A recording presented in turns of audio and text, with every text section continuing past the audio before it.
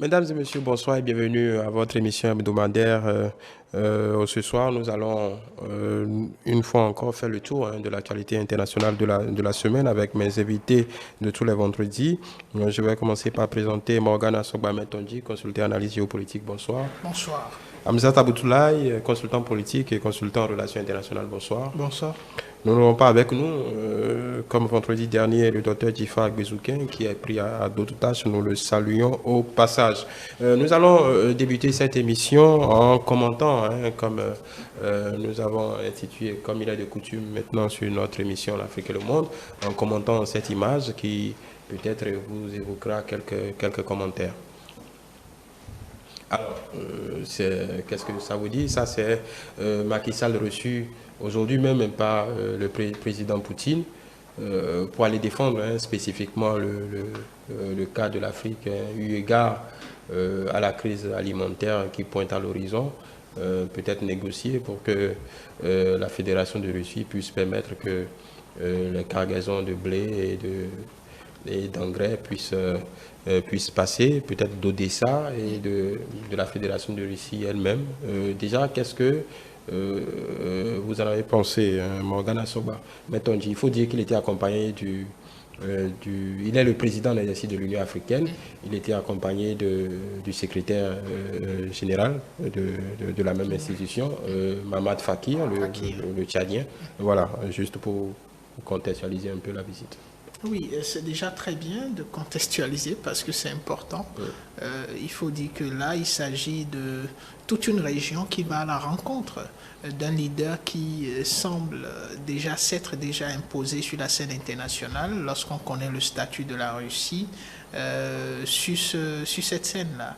Mais cette image que vous nous montrez déjà nous permet d'apprécier le degré d'aisance, l'ambiance qui règne. Vous avez une toute petite table, vous avez deux personnes qui sont assises de façon assez confortable et qui ne montrent aucun signe de crispation.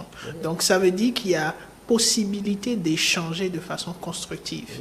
Les deux parties sont carrément ouvertes à la discussion et je pense que si la visite se termine, il y a de fortes chances qu'on ait quand même si on n'a pas des solutions, des pistes de solutions. En évoquant ce que vous venez de dire par rapport aux conditions de cette visite, peut-être la réalisation va nous aider avec cette seconde image, peut-être pour étayer un peu ce que vous dites pendant que vous réagissez à cette image. Là, la seconde image, c'est on va dire, une caricature, en tout cas une comparaison entre la réception qu'a offert le président Poutine à son hôte africain, et pour les autres Européens, voilà, ça se passe de commentaires. Est-ce que ça évoque quelque chose? C'est, on va dire, les utilisateurs de Twitter un peu taquins qui ont fait ce montage pour montrer que pour interpréter quelque peu cette visite. Oui, je pense que la deuxième image fait référence certainement à la visite de Macron à Poutine à une certaine époque. Et si on se rappelle bien, il y avait une grande table qui séparait Poutine et Macron, ce qui annonçait plutôt des relations tendues, crispantes entre l'Europe, représentée quelque part par Macron, et la Russie. Et je pense que c'est un peu comme une façon de dire que l'Afrique est la bienvenue. Cette fois-ci, l'Afrique est plus écoutée. Parce que rappelez-vous, durant le mois de mars, il y avait eu le vote au Conseil de sécurité aussi lors de l'Assemblée générale des Nations unies. Et les États africains étaient, en tout cas pour la moitié, se sont abstenus quand ils n'ont pas voté. Donc, je pense que l'Afrique aujourd'hui est dans un nouveau cycle par rapport aux relations diplomatiques, par rapport par rapport à tout ce qui concerne les relations internationales. Et la voix de l'Afrique porte aujourd'hui. Et si on se réfère à cette visite, il faut rappeler aussi que c'est Poutine qui a initié cette visite. Donc, l'Afrique est représentée par Macky Sall et il y a certainement des pistes de solutions, pas pour sortir de la crise dans laquelle nous sommes immergés depuis plusieurs mois maintenant, mais certainement des pistes pour que les Africains puissent sortir de cette crise je vais dire, alimentaire et aussi financière quelque part, puisque une crise alimentaire entraîne une autre. Donc, je crois, pour finir, donc, Macky Sall est sur la bonne piste. Macky Sall et Mahama Tcheki sont sur la bonne piste, à savoir négocier, échanger, trouver des portes de sortie pour que l'Afrique soit moins impactée. L'autre question serait de savoir, est-ce qu'il n'y aurait pas d'impact venant de l'autre côté, de l'autre bord polaire, que sont les Occidentaux? Est-ce qu'il n'y aura pas de représailles? Juste pour finir de commenter cette image-là, on peut dire quand même que vous savez, l'Afrique essaie de se prendre en main entre le marteau et l'enclume. On essaye quand même de parer au plus pressé, d'aller à l'essentiel, parce que nous, ce qui nous intéresse, si on doit s'en tenir à ce que le président Macky Sall dit, ce n'est pas forcément prendre position, mais essayer quand même d'avoir les engrais qu'il nous faut et les céréales qu'il nous faut pour qu'il n'y ait pas de crise alimentaire.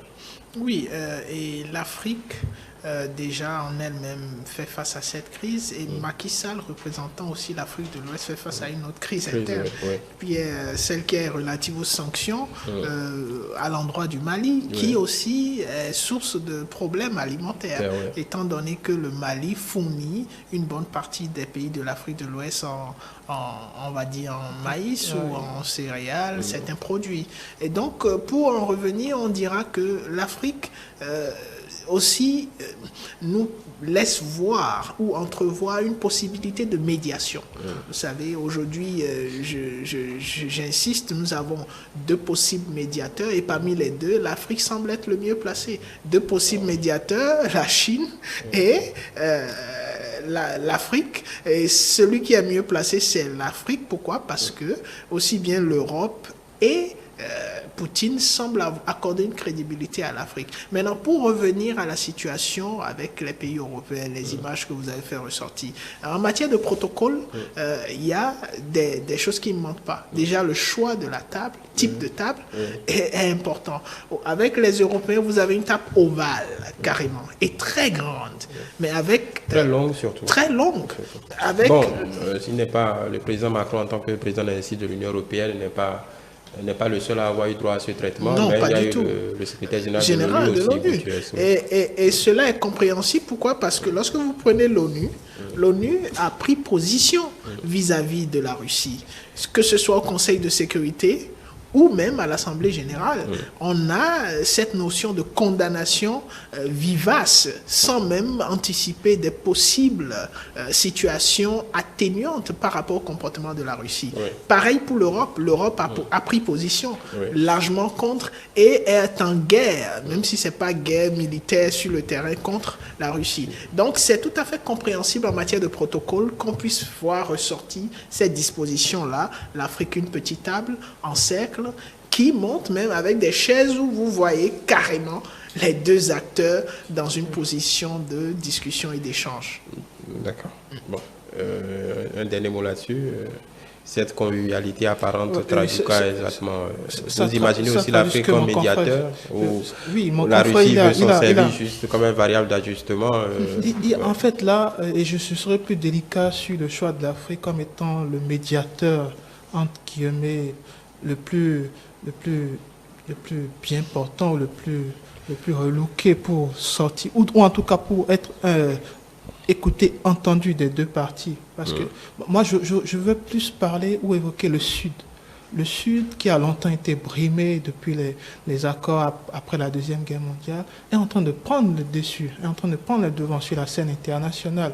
La Chine, déjà, économiquement, stratégiquement, politiquement, a pris largement l'avantage par rapport aux Occidentaux. Oui, mais et la Chine ne bouge pratiquement pas. La Chine au-delà des déclarations de principe...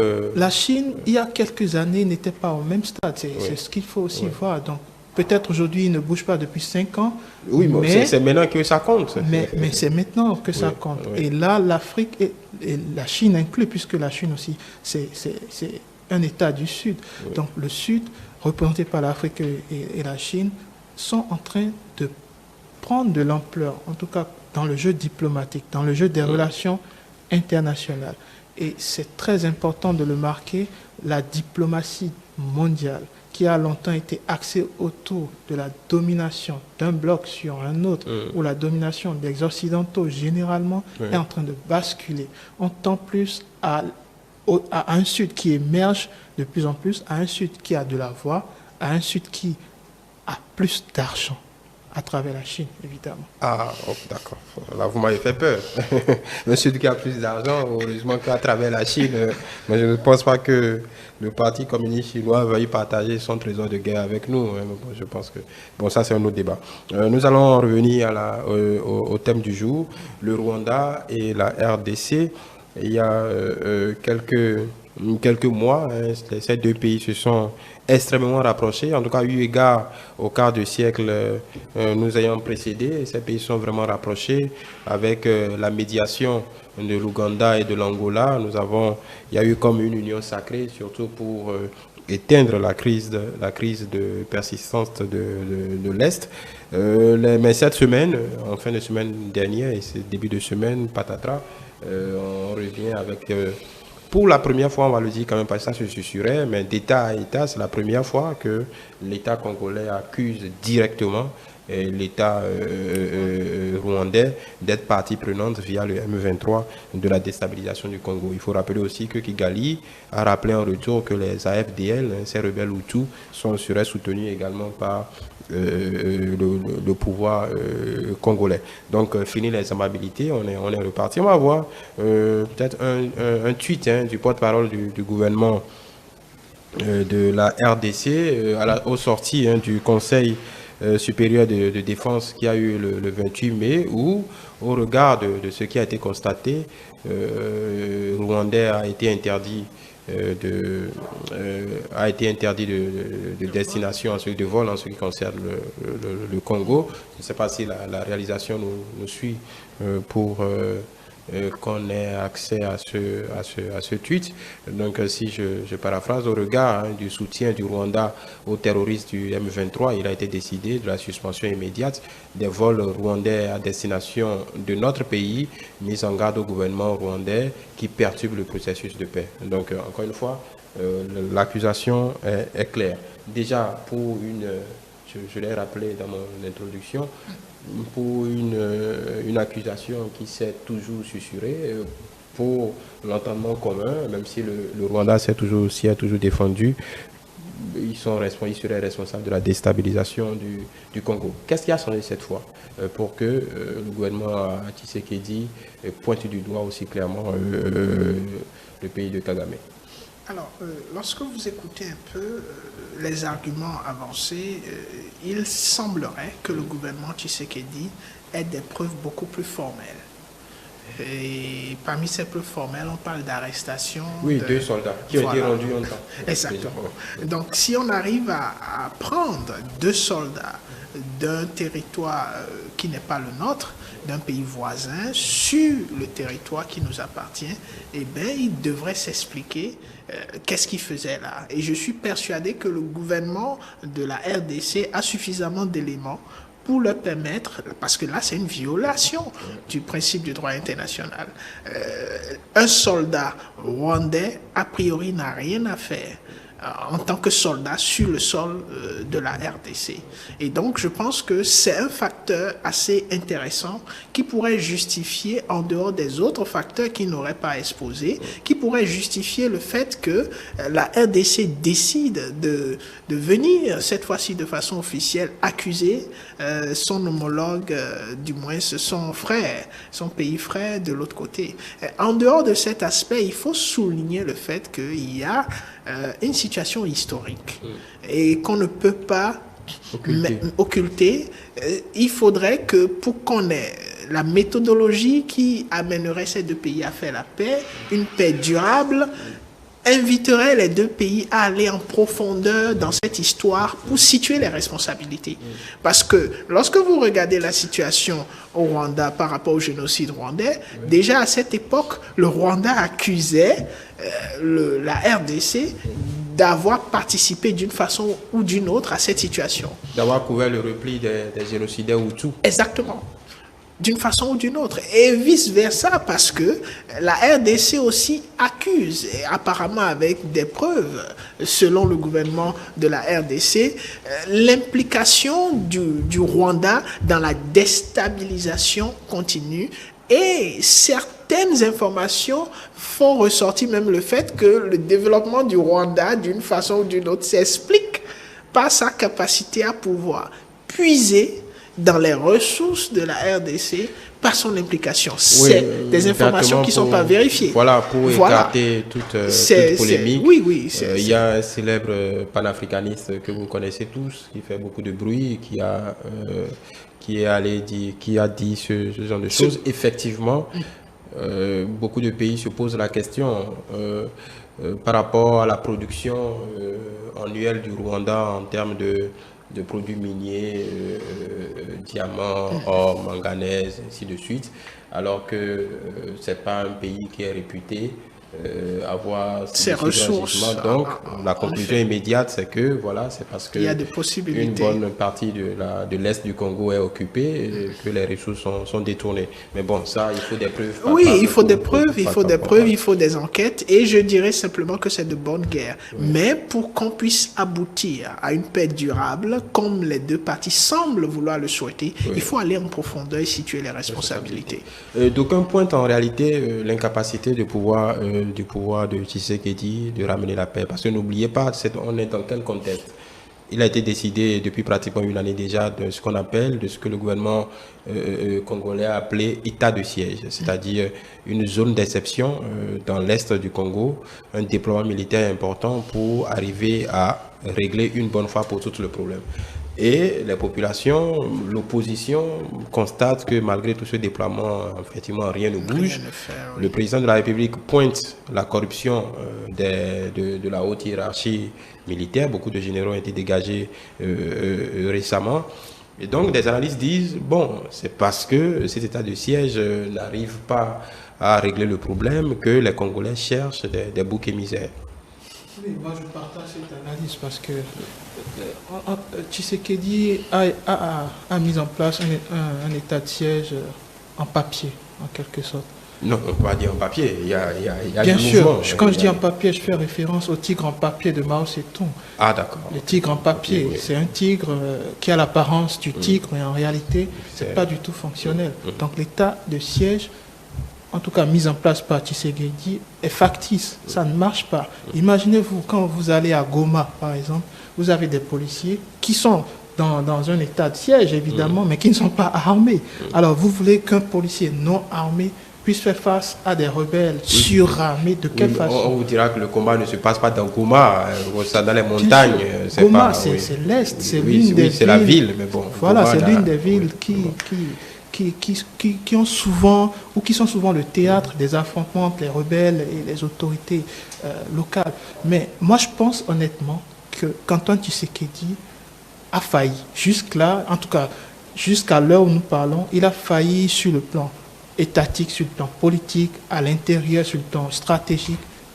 On ne fait pas le bilan de son pouvoir. C'est un échec à partir du moment où, mais écoutez, avec les analyses que vous avez mises sur le terrain, vous avez des militaires d'un autre État qui sont repérés dans votre État et vous ne réagissez pas. Et vous avez une situation qui perdure depuis plusieurs années. Mais tout ce que vous avez en face, c'est de mettre en avant une diplomatie factice aussi, qui consiste à négocier, à perdre du temps, alors que le problème perdu sur le terrain, la guerre, et historiquement, je rejoins mon confrère, la guerre au Congo a fait des millions de morts. Et ça continue, surtout dans l'Est, il n'y a pas d'issue. Et Tshisekedi était élu par les Congolais, premièrement pour régler ce problème à l'Est qui concerne les rebelles. Et pour moi, le M23 qui ressurgit à nouveau, qui ramène les fantômes du passé dans le Congo, c'est clairement l'échec, ça traduit l'échec de la diplomatie initiée par le président congolais. Vous vous rappelez, avant sa venue, il y avait déjà des accords multilatéraux qui étaient mis en place, qui quand même essayait de rétablir l'équilibre dans la région de l'Est du Congo. Mais qu'est-ce qu'il a voulu faire? Il a voulu établir des relations bilatérales avec les États Et là, le Rwanda s'est senti clairement en danger, indexé. Et si on dit que le M23 est soutenu directement par le Rwanda, personne ne dira que c'est faux, parce qu'à la base, on sait que c'est les Hutus, enfin, pardon, on sait que c'est les Tutsis, j'allais dire, qui sont à la base de ce mouvement de rébellion, et que derrière, qui finance? Évidemment, c'est le Rwanda qui finance. Bon, on est arrivé... Vous avez vos preuves, hein, parce que non, moi, j'en ai... En fait, on se base sur les analyses sur le terrain, Oui. et on établit des... Oui, entre les analyses et les preuves, ça, il y a un monde. Il y a peut-être un gouffre, mais nous sommes Oui, au il y bord a un d'une gros guerre gouffre, oui, un peu oui. similaire à ce qui se passe aujourd'hui en Europe. Nous sommes un peu à l'aube d'une guerre. Parce que...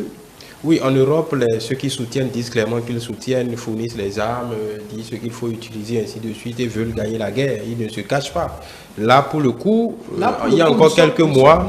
Nous sommes à l'aube d'une guerre. Parce que quand on voyait un peu le défilé... Pour recontextualiser, il y a quelques mois, Kagame, le président ougandais Yoweri Museveni et le président congolais se sont rencontrés et ont dénié, puisque l'accusation n'était pas seulement contre le Rwanda, mais on a toujours accusé aussi les rebelles ougandais de venir saccager l'est du Congo.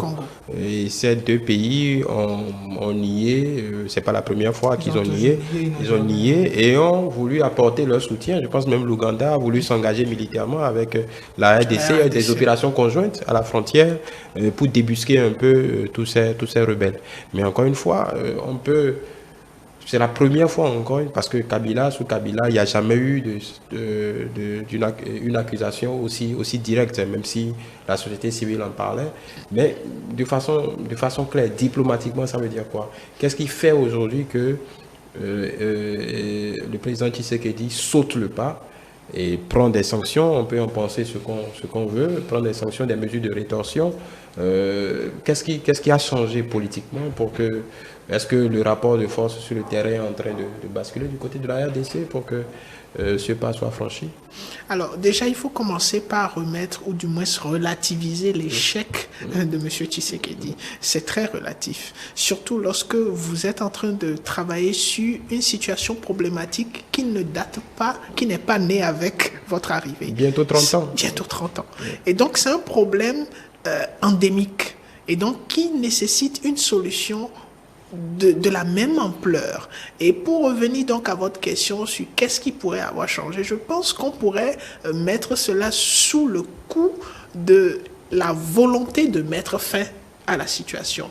Vous savez, lorsque vous voulez mettre fin à un problème, il faudrait déjà identifier le problème correctement et l'appeler ou le qualifier tel qu'il est. Et je pense qu'aujourd'hui, certes, il y a eu plusieurs accusations qui ont été faites bien avant que M. Tshisekedi ne devienne président. Et il y a eu plusieurs théories de conspiration qui ont mis en relief l'idée selon laquelle les pays limitrophes de la RDC puisent dans les ressources et les réserves de la RDC et donc ont intérêt à ce que ce pays soit déstabilisé. C'est des théories de conspiration jusqu'aujourd'hui. Mais si il faille vérifier la qualité ou du moins la véracité de ces théories, il faut bien sauter des pas. Et je pense qu'aujourd'hui, nous sommes en train d'assister à une démarche vers cette stratégie de dire les choses telles qu'elles sont ou d'impliquer les différents acteurs à un niveau où on se rapproche davantage de la vérité. Et je pense que c'est ce qui est en train de se passer. L'état de siège, qui semble être un état de siège de papier, comme vous le qualifiez, reste quand même et demeure un état de siège lorsque vous prenez la définition de qu'est-ce qu'un état de siège. Il s'agit de suspendre un ensemble de pouvoirs ou de libertés et de concentrer les pouvoirs entre les mains des militaires. Et c'est un fait. Tout est concentré entre les mains des militaires. Le problème qui se pose aujourd'hui, c'est l'efficacité et la capacité de ces militaires-là à pouvoir être effectifs sur le terrain. Et ça, c'est tout un autre débat.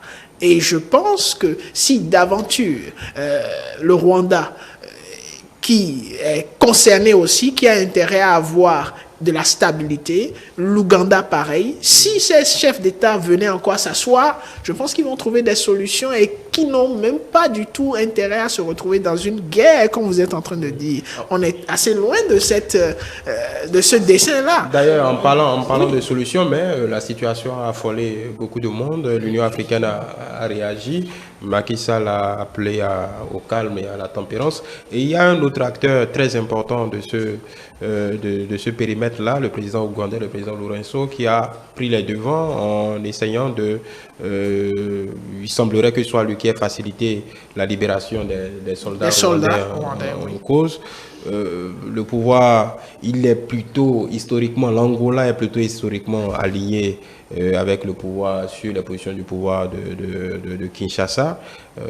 Donc, est-ce qu'on peut arriver, il peut se dessiner d'ici et là un duo Angola RDC et l'Ouganda Rwanda qui sont proches de façon, en tout cas historiquement, d'autant si on considère que le Yoweri Museveni serait en passe de passer la main à son fils notamment. Moi, je pense que ça reste des supputations parce que l'histoire... Est-ce que l'Angola peut vraiment jouer un rôle dans cette situation? Auparavant, l'Angola, autant que les autres 8 États, ont joué un rôle considérable pour établir les différents accords. Il y a eu l'accord de paix de Goma, il y a eu dernièrement un accord à Nairobi qui a échoué lamentablement. Et c'est pour ça que j'insiste sur l'échec de Tshisekedi qui n'a pas su anticiper, qui n'a pas su mettre en place les stratégies nécessaires pour éviter là où ils en sont aujourd'hui. Ils sont au bord de la guerre. Quand on est au bord de la guerre,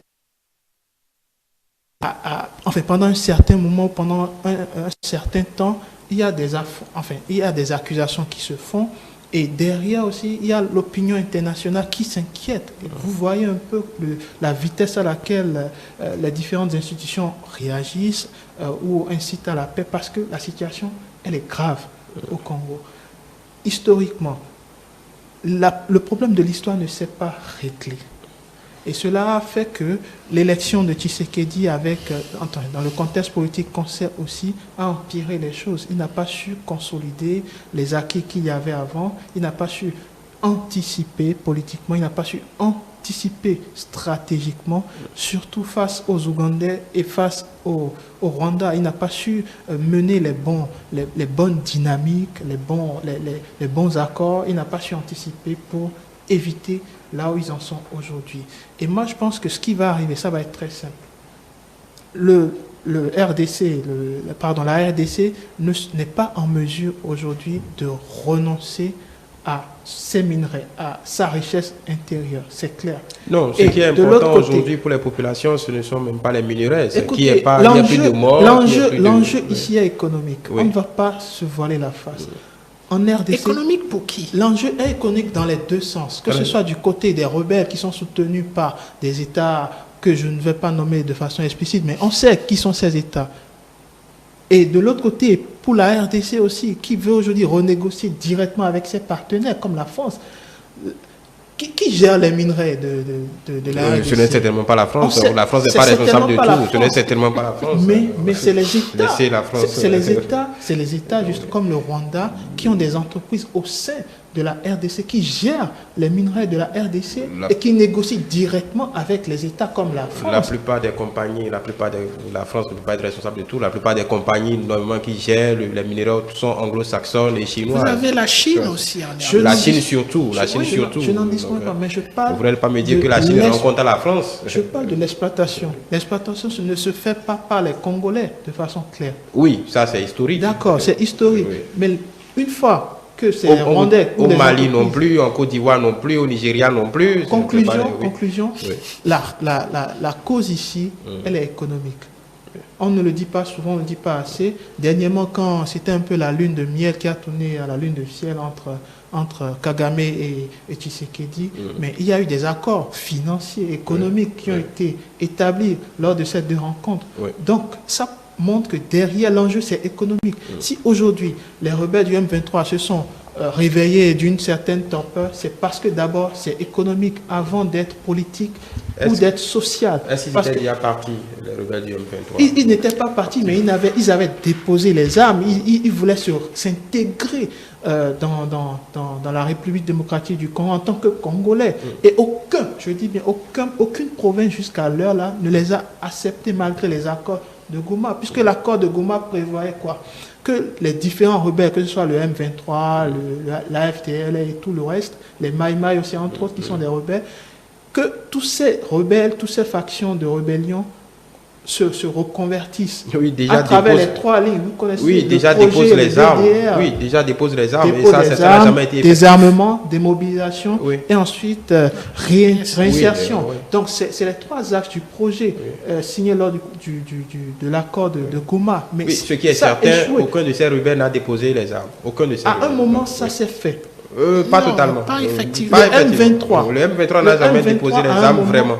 À un moment, le M23 a cessé d'être une menace pour l'État congolais. Mais aujourd'hui, puisqu'ils étaient sur la table de négociation, écoutez, on ne peut pas négocier avec les armes. Et quand on leur envoyait des émissaires, ils ont pris les émissaires en otage. C'est une drôle manière de faire des négociations. Justement, la manière est drôle, mais on ne va pas nier que le M23, à un moment, a cessé d'être une menace pour l'État du Congo. Aujourd'hui, la menace... Ça dépend de votre définition de menace. Alors, on va sortir. Comment vous entrevoyez le règlement de cette histoire? Oui, je pense que c'est la démarche qu'on connaît et qu'on n'a pas souvent envie de prendre. Celle de la négociation, c'est de s'asseoir autour d'une table et de discuter. Et je pense que... pour ce qui concerne la RDC et le Rwanda, on va en arriver là. Les démarches sont en train d'être prises, que ce soit du côté de l'Ouganda ou de l'Angola. Et je pense qu'aucun de ces États aujourd'hui n'a intérêt à ce qu'il y ait un conflit qui s'éclate. Et pour aller un peu plus loin, je dirais ceci. Je dirais que la question aujourd'hui, c'est la stabilité. Et lorsque vous parlez de la stabilité pour la RDC, il y a plusieurs facteurs, plusieurs causes à prendre en considération. On ne peut pas le faire aujourd'hui. Mais plus loin, vous avez aussi ici la question de bon voisinage. Bon voisinage. Qu'on le veuille ou non, le Rwanda et la RDC vont rester des pays limitrophes.